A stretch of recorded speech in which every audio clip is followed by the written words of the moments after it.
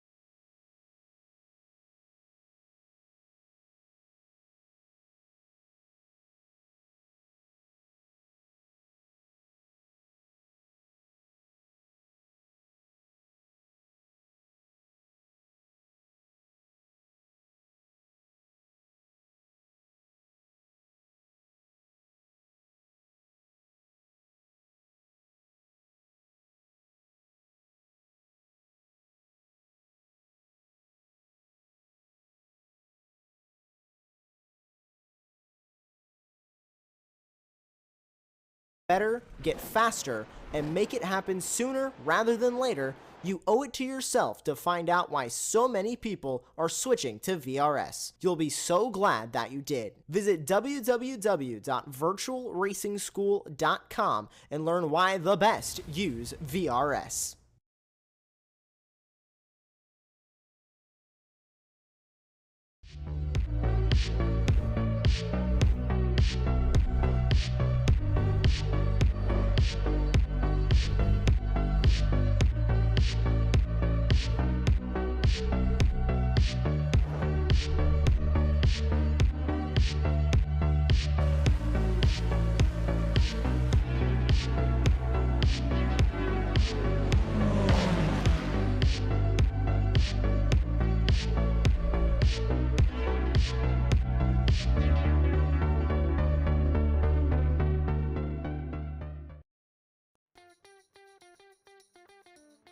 From the Finger Lake region of upstate New York to the quaint rolling hills of Lexington, Ohio, the Radical Racing Challenge continues its jaunt across the America.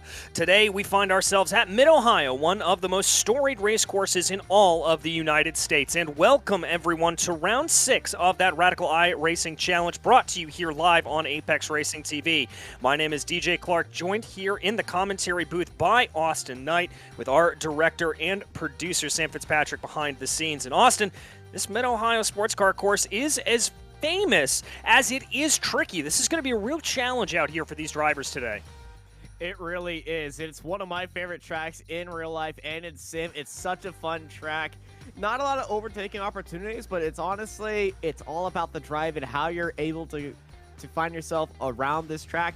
It's got a bunch of rises and dips in elevation, and these turns are some of the most tricky out there. That entire sector after that long straightaway, after the keyhole, is so tricky. You have to be so precise and very daring to know when you have to get onto the power and when you have to just gotta go for it.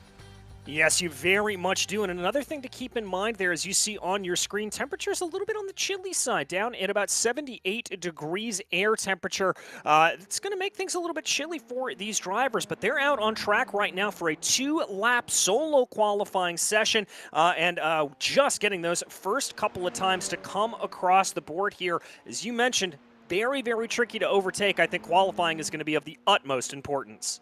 Yeah, qualifying is definitely the most important thing here today because, like I said, not a lot of places to overtake here, but a lot of places to make up some time. And currently we have Danny currently sitting at provisional pole, the 118.14. That's 2/10 ahead of Sedgley in second place, and Redmond is a little bit far, but currently we're seeing our two protagonists here today, which they're going to be fighting for most of this race.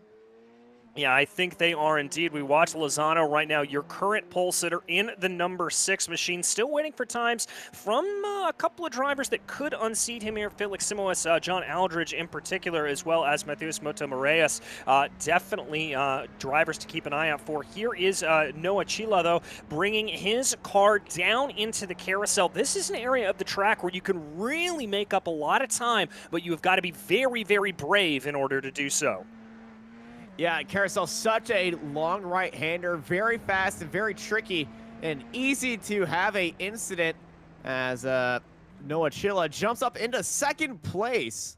Chila on that last lap, well, it's immediately put him down into 4th place as Daniel Sedgley has come back with Marias, both of them putting in new fastest lap of the race, but Sedgley breaking into the 117s with Marias in second place, just 0.07 of a second behind him, but Kenny Larson. Wow. Very much. Wow, that is a great time there from Ketil Larson to be able to get his way up into second place. I'll be very pleased with that. Here comes Simoes across the line. This is your currently highest ranked driver by iRacing, designated by that number 1. Looks like he's only going to be good enough for 6th place, but I've got to think that that number 1 machine may have a little bit more under the hood. We could see a big push lap here. I've got a feeling that was a little bit of a banker. Yeah, that first lap is a banker, and he's really pushing it. If you see on how wide he went through the keyhole, now you can do that. That is sometimes a line that a lot of IndyCar drivers use. They can go a little bit deep, use the speed they gain off the exit by that better run-up, and diamonding off that corner is kind of what he was going for right there as we enter one of my favorite sections of the track. This entire turn, very fun to watch a race from right here as you get to see that elevation change. It's just a lot of action heading into that corner. Yeah, and that was Robert Woodward there coming across the line. Looks like he is not going to be able to be good to improve there. He'll stay in 10th place. Stephen Phillips right now working his way down through the carousel. We're hearing that this lap may not count here for Phillips. He may have had a little bit of an off track. Yeah, so it's more than 2 laps there for him, so that's not going to count. But this is the driver we want to keep our eyes on. Felix Simoes coming down here through the carousel. We ride on board with him. Is this going to be good enough to improve? Comes across the line, and that's pole position. Woo! He's tied it. That is exactly the same time as Sedgley. Wow! Sam, can we get the fastest laps by Sedgley up there? I feel like that's exactly the same time that they just set. Yeah, we've got it down to the 100th here. We are getting reports that is down to the 1,000th of a second that those 2 drivers are tied on pace. And I got to tell you, Austin, I think we're in store for one heck of a battle if those 2 are able to bring the thunder like that. We are tied for pole position, and the top 4 are separated by 7/100ths of a second. Ladies and gentlemen, buckle your seatbelt, sit and grab a drink right now. We got a minute left. You do not want to leave your seat. This is going to be a race for the ages here at Mid-Ohio. Yeah, it certainly is. And 17 laps around this circuit when everything gets going. That's what these drivers are going to be contending with here today. Stephen Phillips, again, he has already used his 2 qualifying laps, just trying to get a little bit of practice here to be able to keep going. He's currently our only driver out on track. But, I mean, I just can't stop looking away from those lap times. Looking at it, it does look a little bit there like Sedgley could be is marginally faster through Sector 1, and then it flip-flops there through Sector 2 and Sector 3 back and forth. So gaining time in a little bit of different portions on the track, but very close running nonetheless. That is extremely oppressive. It might be going down to the milliseconds. That's how quick that we're going to. I have been corrected that 1,000th and a millisecond are the same at a time, but you know what? It's 1 and 2 right now, tied on pace. Yes. If that doesn't get you giddy, I don't know what's wrong with you. I'm not sure either. It certainly gets me excited, but that means we're going to be able to bring you our qualifying order here as we've been talking about. Simoes and Sedgley tied on pace down to the 100,000th of a second is what had to decide that. Ketil Larson will line up in P3, followed by Matheus Moraes. Then it's going to be Danny Lozano, followed by Noah Chia. Then it'll be Nico Sander, Tom Hammond, Manu Casanovas, Robert Woodward, Chris Redmond, and Jesse Hodgson rounding out your top 12. 13th will be Stephen Phillips, and then John Aldridge will bring up the back of the grid. As always, a standing start here for the Radical Racing Challenge, and that always means, especially coming down into that first corner, could be a little bit of a flashpoint with it sort of being a brush-breaking corner. Yeah, it's a very light braking corner. We aren't racing how we usually race here at Mid-Ohio, where we usually start on the back straightaway, and that's usually done in a rolling start fashion. Here, standing starts, short run up into turn 1, and turn 1's pretty tight. You got that inside curb as well. These Radicals, they're not going to be a very big fan of that curb, unlike a few other cars. I know the touring cars, they love using that curb to hook it around there, but these Radical cars, it's going to be very tight. So I'm going to say if that outside line gets a little bit better run, Daniel Sedgley could have a great run on Felix heading into the keyhole.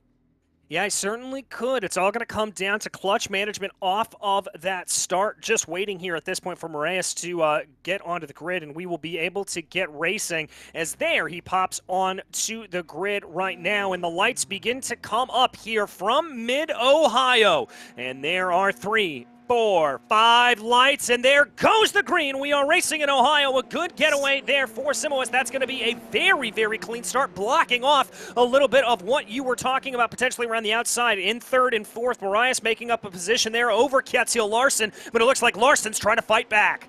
Larson had a bad stop off the line, as well as Daniel in second place, but Daniel getting a better reaction time. And look at that, we got car flying into the wall. That is Marias.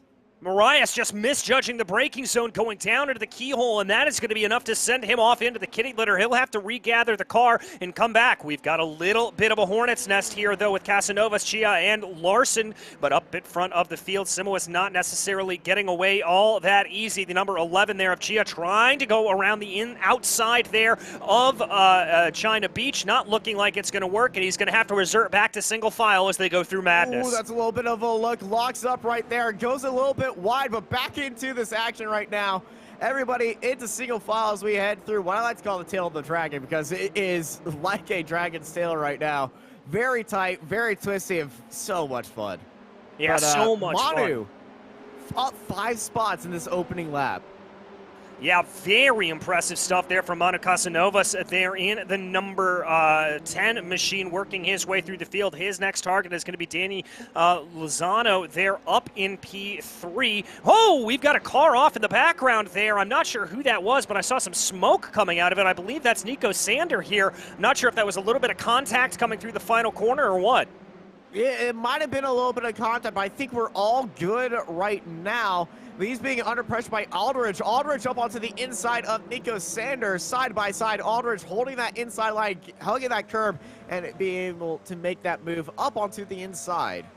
Let's give some credit here to Aldridge as well. He is up 5 positions, trying to make that 6 as they work their way down the backstretch into China Beach right now, jumping onto the binders. Aldridge not going to go for the move around the outside, choosing discretion is the better part of valor, but still trying to get enough pressure there to the back of Woodward. Yeah, still keeping up the pressure, but not being able to get right there, as everyone is just trying to get the better run coming out of this corner, get a little bit of a better run heading underneath that bridge and into the carousel. This is one of the rarest opportunities, but a very good opportunity to catch somebody off guard, catch somebody a mistake. There's a mistake right there. Getting caught into the grass right there, swinging it down to the inside, John Aldridge. Good heads up there from Aldridge. He's going to be able to get by Nico Sander and make that 6 positions on the day. That pressure that you talked about starting to play off. He'll now set his eyes ahead on the pink number 8 of Robert Woodward, directly up ahead of him. So he's going to have to try to close in on the back, but you can see the big train starting to form. I believe that's Stephen Phillips now trying to have a little bit of a look on Tom Hammond as they go down into the keyhole. The number 9 of Chris Redmond also getting a little bit interested. Looks like, though, the number 12 going to get fed out ever so slightly. He's not going to be able to make that pass, but he is going to be closing in behind, hopefully being able to use that draft. Yeah, using the draft, getting out of the draft right now, looking down towards the inside. Tom Hammond swinging it down to the inside of Stephen Phillips. That's a big send, and look out behind him, that's another big send. Chris Redmond, who's involved in that opening lap incident, is also in there as well, and Hammond, he's fallen down 3 spots as Matthias gets his way in there as well. Well, and if you look on the right rear of that number 5 machine, it looks like there's some damage to the back of it, so I wonder if that's slowing him down there a little bit there as they crest over the hill there going down into Thunder Valley. You can see it a little bit better. Yeah, he might have a little bit of steering or suspension damage with that small bit. It's very minimum damage, but it will definitely have an effect. As we go back to our leaders, Felix and Sedgley up ahead and pulling everybody along with them. Daniel Sedgley putting in the fastest lap of the race as he chases down Felix up ahead as we continue on this race. 17 laps here on the cards for us here at Mid-Ohio. So we start off as we finish off lap 4. Well, start off lap 4. Actually, this is not the finish line. This is the this is the start line. It throws you off a little bit, doesn't it? Of course, as you mentioned earlier. Go ahead. It's so weird because we would use that as a timing line as well in IndyCar. Yeah, we would indeed. When you've got those rolling starts here, we tend to see that. Hopefully, that will come into play here at some point. We'd love to see iRacing be able to implement that. But that is talk about development, and we've got racing action on the track to be able to keep an eye on. This is the battle for P5. Noah Chia there ahead of Ketsia Larson. Larson, remember, down 3 positions. You mentioned it off the top, not having the best start there for the number 3, but he's certainly trying to put a little bit of pressure here to the back of the number 11 and see what he's able to get going. Noah Chila is able to stay ahead of Larson as they fly through the carousel. Another fastest lap being set by Sedgley and then Lozano. Simmons is going to have to watch out because he's been putting in consistent lap times, but 3/10 separate them now as Daniel Sedgley is closing that gap. Yeah, and exactly as you said, Felix Simoes here has a gap of about 4.5 tenths of a second, but he was about a tenth of a second slower than Sedgley on that last lap. Now, the good news is they do have a little bit of breathing room between themselves and Danny Lozano, but with Lozano putting down the fastest lap of the race last time out and clearing by about a tenth and a half of the 2 drivers in front of him, this has the real potential to fire off into a 3-car fight before the end of it. Especially essentially puts in a opportunity for a move. It could get very tasty, and we could be seeing a 3-car fight if this stays course. Speaking of a 3-car fight, we got a 3-car fight for 10th place. Chris Redmond under pressure by Phillips and Marias. Yes, he is, withstanding that pressure relatively well as he works his way up over the right-hander here that leads down into Thunder Valley. And I don't know about you, Austin, but that has always been one of the trickiest corners in all of iRacing. You've got to get your throttle inputs exactly right, or because of the way that that corner crests, the rear end just wants to dance on you. It is a very sketchy corner. I had a lot of time in practice in touring cars and in issues as, oh, Danny Lozano has had an issue.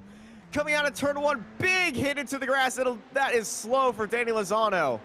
And I wonder if that's maybe that interior curbing that you talked about. The Radicals not liking that as much. I wonder if he maybe caught a little bit of that, and that's what sent that number 6 machine spinning around. Well, we're going to find out right now, heading into turn 1. So here he comes down into the corner.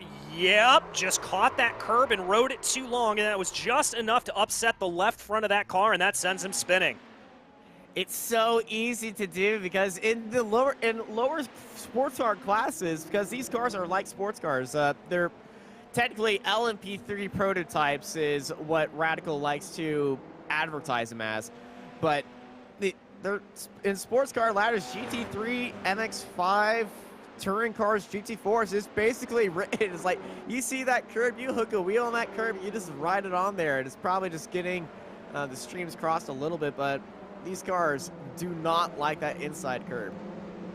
No, they really and truly don't. But we check back here a little bit farther in the field. Nico Sander right now, Chris Redmond trying to close in on the back of him. This is going to be directly behind where Danny Lozano ended up coming out after that spin. Looks like there's a lot of just waiting and watching here with 11 laps to go. I'm not seeing a lot of aggressive overtakes, and I think because of the nature of this Mid-Ohio circuit, that's probably the best way to do it. Yeah, it's not the place if you're a very aggressive driver because the opportunities are far and far between. So if you want to do good racing here, it's pretty much you got to find your opportunity and you got to scat it out for a few laps, find where the driver in front of you is making the mistakes, and then get the opportunities. It's, ooh, mistake by Redmond. Looking to send a move on Sander, but he's sent it a little bit too deep, and now Marias is chasing him down. Marias got caught into the grass, and Marias is around. Just getting that throttle application wrong, and that is one of the hardest things about Mid-Ohio. Because of the undulations on the circuit, you've got to be very, very careful, and there is a reason why that portion of the track is called Madness, and that is because you are mad to take it at full speed. You've got to be very careful, but here is Lozano coming up behind Robert Woodward. He is putting the screws to the back of that number 8 car. He's putting the screws and a little bit of smoke on that as well. Big lockup heading into carousel. He was taking a little bit too much speed, looking at a very tight inside line heading into turn 1. Looks like Woodward missed the apex just slightly, and here comes Danny Lozano. Lozano looking down to the inside, just selling a little bit of a fakie right there, but Robert Woodward is not buying any of his cookies. No, he is not, and you saw there Lozano tried to also take that corner as a little bit of a later apex to try to really maximize speed off of corner exit. Doesn't exactly look like that worked out for Lozano. He's going to stay back in 8th place right now as we continue to work our way around. 10 laps to go here. Ooh, almost a look there. The opportunities on this track are few far between, so when you see an opportunity, you got to go for it. Robert Woodward probably saw that he missed the apexes a little bit, but Lozano, I got to say, sometimes you got to set up an opportunity to make it seem like it's there and force the driver into a mistake. That was a mistake by Lozano, but he's right back on there, heading into a very good opportunity, heading into the carousel. We saw him lock up last lap. Where's he going to have another... Nah, he's not going to have another issue right now, but you see he's really, really quick in that final sector. Yeah, very, very quick. The problem's going to be is that is where he's got the gap, but it's a matter of if he's able to get it to play. Let's see here. Yeah, turn 11 may be a good opportunity, but he's got a pretty good run here off of turn 1. Let's see if he takes another look down to the inside of the keyhole. Thought about it, a little bit of a half poke to the inside, but not enough to be able to get the move there over Woodward. He's much closer than the last lap. He's going to be able to be getting a little bit more speed. He did try a look on the exit of this corner. Are we going to be seeing a entry of this corner? Yes, we are. Looking down the inside. Too far back for a realistic move, but enough far back to really make Woodward to be looking in his mirrors. There we go. Look down the inside. Almost a little bit of contact. And I think that was a little bit almost sideways there from Lozano, but he was able to keep it together. Now he's going to try to keep that pressure up. Let's see if he's able to keep this thing running down here through Thunder Valley. Oh, this is a look. This is a look. One of the tightest corners on the track. Lozano squeezing his way through there. That was incredible. We talked about the difficulty of coming through that corner that leads into Thunder Valley. Let's watch this on replay. This was poetry in motion. I have never seen a more beautiful overtake in my life. Danny Lozano just getting the run, finding the inside line, and squeezing his way through there. My goodness gracious. I mean, that is just a taking advantage of a mistake there made by Woodward. He saw that door open, and he was able to go through it. Amazing car control, especially considering he was a little bit sideways as he came down through madness as well. But we've got to check back in on the lead of the race because Simoes here and Sedgley still nose astern. Yep. First and second, completely 7 seconds out on the lead. They're in their own little world right now, but they are fighting for the win here at Mid-Ohio. And Simoes and Sedgley, you can see that gap has been very the same pretty much as the gap to first and third has each lap. These guys are 4/10 pulling away from everybody else. They're not really fighting each other. They're just running their race, trying to find out where they're getting the advantage on each other. And I can tell you, if they're running SDK Gaming and they have that sector time up, they could be seeing that little facts or looking in the relative. Pulling away here, losing a little bit of time here.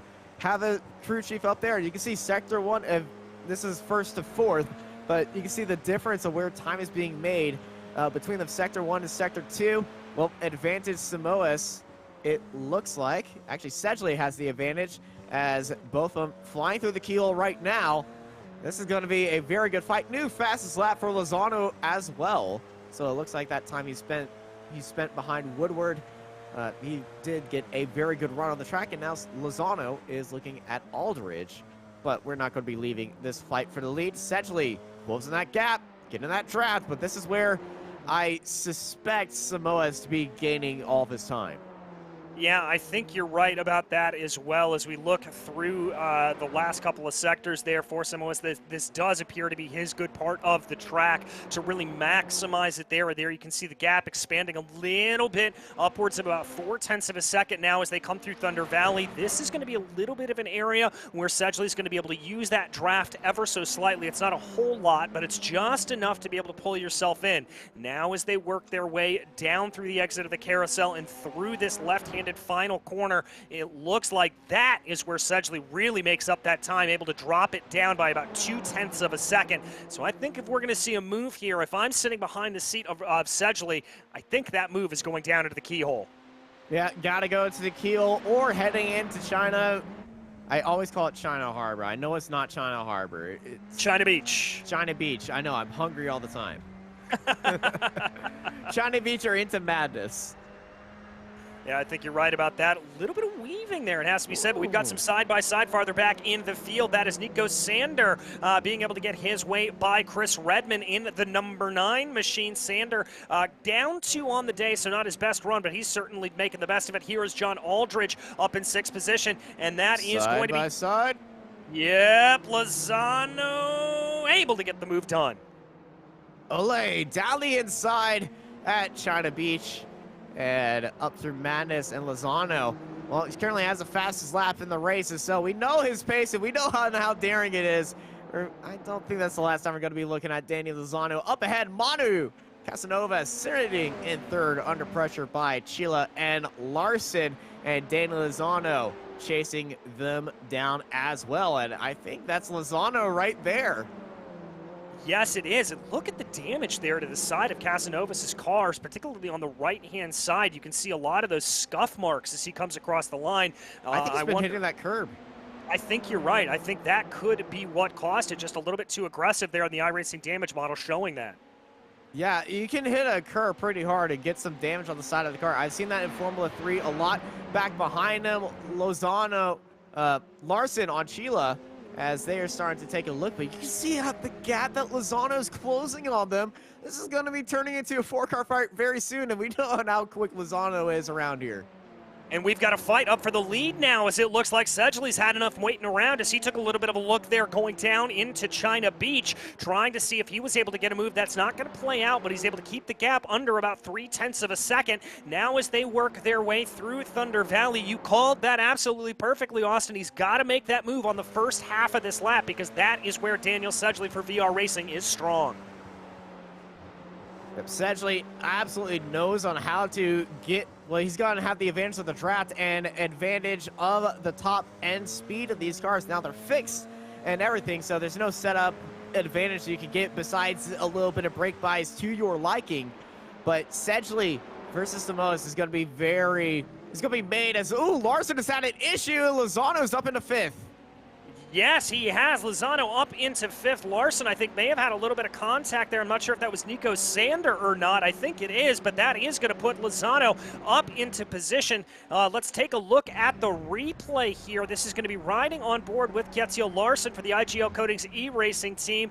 He's going to bring the car down through the carousel. Oh, that looked like a little bit of contact in the back. Yep, just a little tippy tap right there. Somebody probably just got their nose a little bit too in there.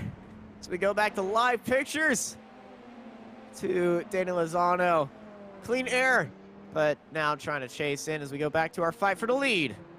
Oh, we got to go back here on our fight with John Aldridge as he is trying to hold off Kjetil Larson. Larson, yeah, that wasn't going to be a move that played itself out. Yeah, we saw one extremely tight move earlier at Thunder Bay, and I don't think we're going to be seeing another type move here. There's one miracle per race. I don't think we're going to be able to see 2 miracles per race. I wish we could, but realistically, I don't think we are. Yeah, I've got to agree with you there on that, but we now jump back up to that battle for the lead. Daniel Sedgley goes around. He clipped the curb. He's going to do a 180 and catch the car. Amazing car control, but that might as well be the end of the race here for Daniel Sedgley. The win just out of his fingertips. Yeah, that's pretty much written in the book of unfortunate, as Samoas is going to run away, but Daniel Sedgley, he's hit that inside curb. It goes around, too much speed and too much curb, too much mustard, too much everything. And Sedgley, last lap, he was putting in purple sector 1 and sector 2. He was pushing, and it was looking good for him, but unfortunately, it just goes around.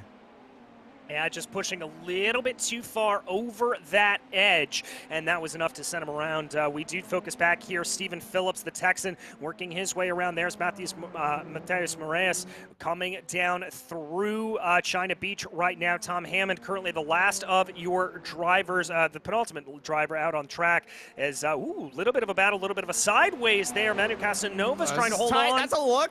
Yeah! That's a look coming out of Thunder Bay. Yeah! Wowie! What was that, Lozano? Lozano trying to pick up a nose down the inside. He's trying to go in around the outside of the carousel. Lozano on Sheila.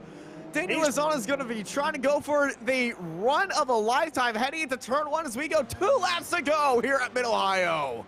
2 laps to go, and here comes Lozano. He knows he's got the speed. Everybody very careful there not to touch that curb as they now come out to the left-hand side of the track, lining themselves up for the keyhole. Is this going to be a big send from Lozano? It certainly looks that way. He's going to come up to the inside, and he's got it. Lozano's got it up into 4th. Can he regain 3rd by the time the checkered flag flies? That was brave. That was beautiful. That was peak Danny Lozano right there as he's up into 4th, and he's looking for 3rd. Casanoes versus Danny Lozano, the last spot on the podium. And Sheila is going to be right there looking for a move as well. But Danny Lozano, oh my gosh, I don't want to avert your attention from... I don't want to make Sam panic right now, but he was immediately going for another move as we pulled away from that. Absolutely incredible stuff. There is Lozano. We'll keep our eyes on him. White flag coming out here momentarily for your leader, Felix Simoes. Yep, this is the move. This is the place. He's going to look to what will be the inside of the key of the carousel. Tries to have a little bit of a move there on the number 10. Remember, he got into contact with another driver there, and he's going to have it again. Maybe just a little bit of a bump coming through the carousel on the exit of it. Now he's going to try to have to tuck in behind. That is Manu Casanovas trying to see if he is going to be able to get the run. I think the move's going to be into the keyhole again. He can make it into the keyhole. He can make it at Thunder Bay. We saw it earlier this race by Danny Lozano. He knows on where to be making these overtakes, and he knows he's probably the quickest through that Sector 3 opportunity. Keyhole was blocked off beautifully by Casanovas. Casanovas goes a little bit off the line, but he's going to be getting the speed just to stay ahead of Lozano, but Lozano is on that gearbox right now. We are drag racing here at Mid-Ohio. Lozano, he's looking wide. Now he's tucking back into the draft. He's looking wide again, heading into China Beach. So they go side by side on the brakes. Lozano goes a little bit deep side by side. He's got to be having a little bit of gap. He's got the gap into Madness. Lozano down to the inside. Lozano up into 3rd, but Casanovas dies it up. Lozano around to the outside. Lozano has 3rd place. Absolutely incredible stuff there from Lozano to be able to hold that out. A little bit of a poke from behind from Noah Chia, trying to see if he was going to be able to get a move, but I don't think that's going to play itself out. But we've got to jump back up to the lead here. Felix Simoes coming through the final corner. He has led from flag to flag, and the Portuguese driver takes victory in Mid-Ohio.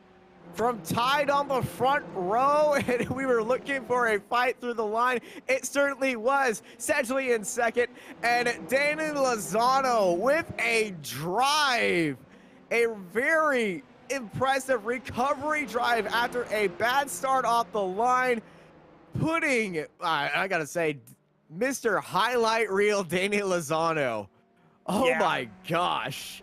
Absolutely incredible stuff. Somebody send that to the iRacing Top 10 for the month. Absolutely remarkable stuff for him to be able to do that. We saw the move going down into Thunder Valley. We saw, again, the side-by-side through China Beach, through Madness, getting it all sorted out. This is such a difficult track to overtake on, but Lozano making it look easy. I need to find out where Danny Lozano found the opportunities to go through there. Because he had that issue at the start, and he knew that he was faster.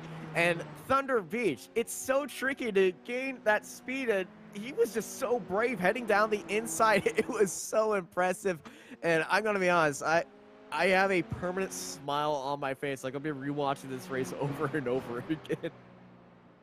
Yeah, I've got to agree with you there on that. Absolutely remarkable stuff. Well, let's go ahead and run you through the final finishing order here today before we get going. And it was Felix Simoes able to take victory there over Sedgley. Sedgley with that mistake that scuppered his chances. Danny Lozano arguably with the run of the day to be able to get his way back up after an early mistake. Manu Casanovas and Noah Chila there rounding out your top 5. Then it was John Aldridge, Ketchel Larson, Robert Woodward, Chris Redmond, and Nico Sander in the top 10. Stephen Phillips came home 11th, followed by Tom Hammond, Mateus Mota Marias, and Jesse Hodgson rounding out your 14-car field here today. Fantastic race here at I gotta be honest, a lot of these drivers, they're gonna watch this race back and they're gonna be like, can nearly every week be Mid-Ohio.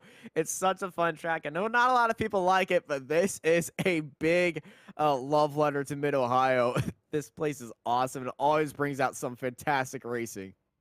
Yeah, it certainly does. And as we look ahead to next week, it'll probably be just some more of the same as we head to one of the newer circuits in the form of Fuji. But in the meantime, we are joined by our race winner, Felix Simoes. Felix, flag-to-flag victory, but you were definitely getting some pressure there from behind from Sedgley until he made that mistake. Talk me through that race. Yeah. The qualify, I did a couple of mistakes, but luckily I lost like a couple of tenths. Luckily, I still got the pole position, although with the exact same time as Daniel. Then I had a good start, and Daniel was always close to me, as it was in another race that I did today. And at some point I was feeling the pressure. I was pushing more than I wanted to, and the rear tires was starting to lose grip. And I guess that's what caught Daniel off guard. I just saw him spinning. I don't know if he clipped the grass or touched the curb on the inside or just lost it. Then after that, the race was done. I just chilled and took the car to the finish. Yeah, looked like there that he may have clipped the curb. At least that's what we kind of expect there coming through turn one. But talk to me about driving this Mid-Ohio circuit. I mean, were you approaching this race as wanting to attack, or was this one that it was much more of a I've just got to keep all four tires on the black stuff kind of race? Yeah, kind of. There's a very particular flow to this track, and if you get it right, you can be fast. But with these cars, you at least I cannot go full throttle the whole race, because otherwise after 6-7 laps the rear tires are gone and the car starts sliding a lot. So there's always a bit of conservation because of the tires. Other than that, I very much enjoyed this track, and this car, this combo was really good for me. Well, it was fantastic for us to watch. One more question for you. We head to just about the most different circuit you can imagine next time out in Fuji. I imagine that's going to be a bit of a draft fest here for these Radicals, but how do you think that's going to go for you? I don't know. Honestly, I still don't have Fuji. I don't know if I'm going to pipe, so probably I will miss the next race. I never raced in Fuji, so I had no idea, honestly. Gotcha. Well, Felix, is there anybody you want to thank for this victory today? Not particularly. I mean, it's cool that you guys are doing the commentary for this race. Keep on. It's when I don't race, I watch the stream. It's always very fun. Well, thank you so much, Felix, and congratulations once again on the victory here at Mid-Ohio. Thank you.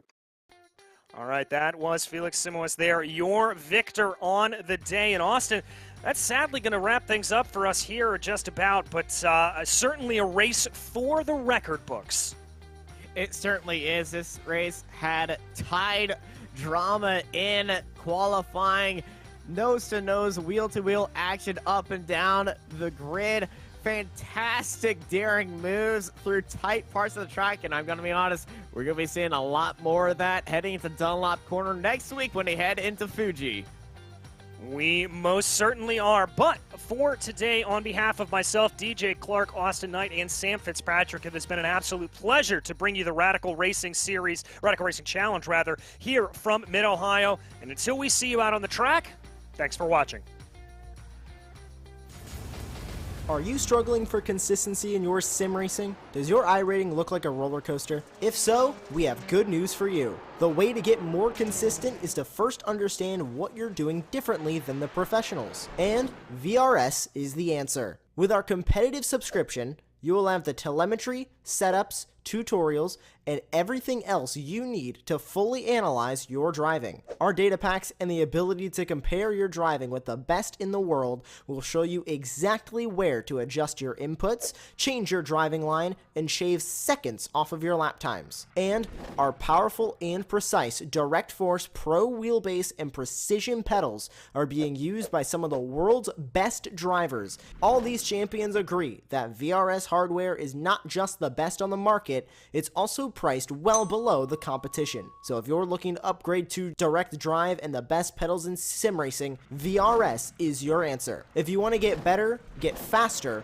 and make it happen sooner rather than later, you owe it to yourself to find out why so many people are switching to VRS. You'll be so glad that you did. Visit www.virtualracingschool.com and learn why the best use VRS.